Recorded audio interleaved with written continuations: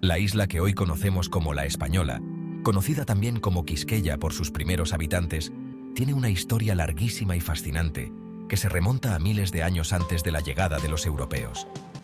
Esta isla, ubicada en el corazón del Caribe, fue un punto de encuentro de diversas culturas y civilizaciones que dejaron una huella imborrable en su historia. Quisqueya, como la llamaban sus primeros habitantes, fue hogar de una rica y variada cultura indígena. Estos primeros pobladores no solo vivieron en la isla, sino que también desarrollaron una sociedad compleja con sus propias costumbres, tradiciones y formas de vida. La historia de Quisqueya es, en muchos sentidos, la historia de estos pueblos indígenas que la habitaron durante siglos. Mucho antes de que llegaran los europeos, varios grupos indígenas cruzaron el mar Caribe en sus embarcaciones, enfrentando los desafíos del océano para establecerse en la isla. Estos viajes no fueron simples travesías. Implicaron un profundo conocimiento del mar, la navegación y una gran valentía. Los indígenas que llegaron a Quisqueya trajeron consigo sus propias culturas, lenguas y modos de vida, enriqueciendo la diversidad de la isla. Estos primeros pobladores, que venían de diferentes regiones de América del Sur, dejaron su huella en la tierra a través de sus prácticas agrícolas, su cerámica y sus herramientas. Crearon una cultura vibrante y dinámica que los conquistadores españoles encontrarían siglos después. La agricultura, en particular, jugó un papel crucial en su vida diaria, permitiéndoles establecer comunidades estables y prósperas. Pero ojo, estos primeros habitantes no llegaron todos juntos. La historia de la población indígena de Quisqueya es una historia de migraciones sucesivas. Cada oleada de migración trajo consigo nuevas personas, ideas y formas de vida, contribuyendo a la rica diversidad cultural de la isla. Hubo diferentes oleadas de migración, y cada una trajo nuevas culturas y tradiciones. Estos grupos no solo se asentaron en la isla, sino que también interactuaron entre sí, intercambiando conocimientos y prácticas. Esta interacción constante permitió el desarrollo de una cultura indígena única y compleja en Quisqueya. Los historiadores suelen hablar de 4 grandes migraciones que formaron la población indígena de la isla. Cada una de estas migraciones dejó una marca indeleble en la historia y la cultura de Quisqueya. Los estudios arqueológicos y las investigaciones históricas han revelado detalles fascinantes sobre estas migraciones y cómo moldearon la vida en la isla. Cada grupo aportó algo a la rica y compleja cultura que floreció en Quisqueya antes de que llegaran los europeos. Desde sus prácticas agrícolas hasta sus expresiones artísticas y religiosas, los pueblos indígenas de Quisqueya crearon una sociedad vibrante y diversa. Esta cultura indígena, aunque profundamente transformada por la llegada de los europeos, sigue siendo una parte fundamental de la identidad de la isla hoy en día. Los primeros en llegar fueron los siboneyes. Estos viajeros venían de América del Sur, probablemente de donde hoy está Venezuela. Los siboneyes eran nómadas, iban de un lado para otro, y vivían de cazar, pescar y recolectar frutas y raíces. Eran muy hábiles haciendo herramientas de piedra, hueso y concha. Sus herramientas eran sencillas pero muy útiles para cazar, pescar y recolectar. Aunque su cultura no estaba tan desarrollada como la de otros grupos que llegaron después, los siboneyes fueron los primeros en dejar su huella en la isla. La segunda oleada migratoria trajo a los Igneri, también conocidos como los hombres de fuego. Estos pueblos, con su espíritu indomable y su habilidad para adaptarse, dejaron una huella indeleble en la historia de la región. Venían de la misma zona que los siboneyes, pero trajeron consigo algo revolucionario: la cerámica. Esta innovación no solo transformó su vida cotidiana, sino que también influyó en las culturas vecinas. Eran alfareros increíbles y hacían vasijas de barro cocido, tanto para usar en casa como para ceremonias. Sus técnicas eran avanzadas para la época, y sus diseños reflejaban una profunda conexión con la naturaleza y sus creencias espirituales. Los Igneri también cultivaban un poco, cosas como yuca, que era un alimento básico en su dieta. La yuca no solo proporcionaba sustento, sino que también era utilizada en diversas ceremonias y rituales, maíz y otros cultivos. El maíz, en particular, tenía un lugar especial en su cultura, simbolizando la vida y la fertilidad. Los campos de maíz eran cuidados con esmero, y las cosechas eran celebradas con festivales y danzas. Como su estilo de vida era más tranquilo, pudieron establecer aldeas más permanentes que los siboneyes.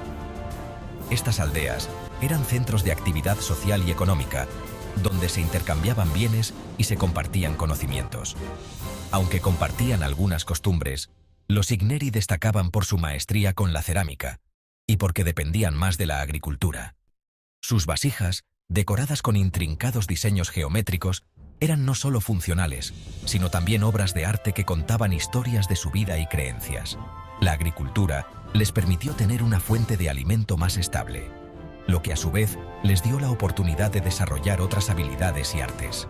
En resumen, los Igneri no solo sobrevivieron, sino que prosperaron, dejando un legado que aún hoy podemos admirar y aprender. La tercera oleada, y la más importante, trajo a los arahuacos, que procedían de la región del Orinoco en América del Sur. Los arahuacos eran agricultores y tenían una cultura más compleja que los grupos anteriores. Su llegada a la isla lo cambió todo. Introdujeron nuevas técnicas de cultivo, como cultivar en montículos y usar sistemas de riego. También trajeron el tabaco, que era muy importante en sus ceremonias religiosas. Con el tiempo, los arahuacos se mezclaron con los que ya estaban en la isla, y así nació la cultura taína. La última oleada antes de que llegaran los españoles trajo a los caribes, unos guerreros provenientes del Caribe oriental.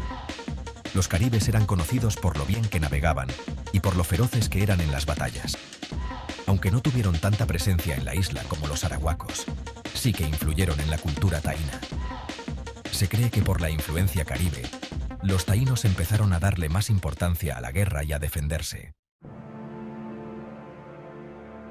A finales del siglo XV, los taínos se habían convertido en el grupo indígena más importante de la isla. Su influencia se extendía por todo el Caribe, desde las Bahamas hasta Puerto Rico y la República Dominicana.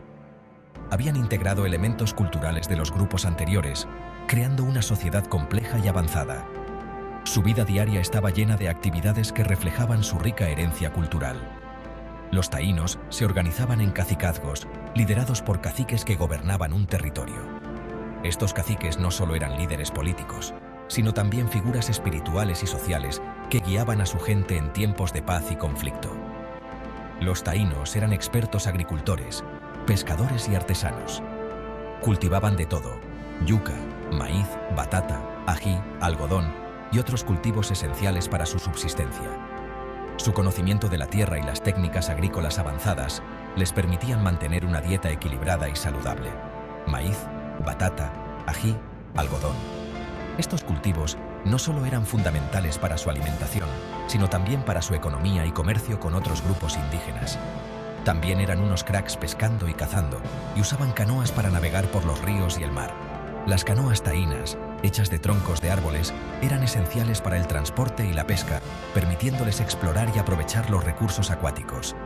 Los taínos eran famosos por su maestría tallando madera y creando objetos ceremoniales.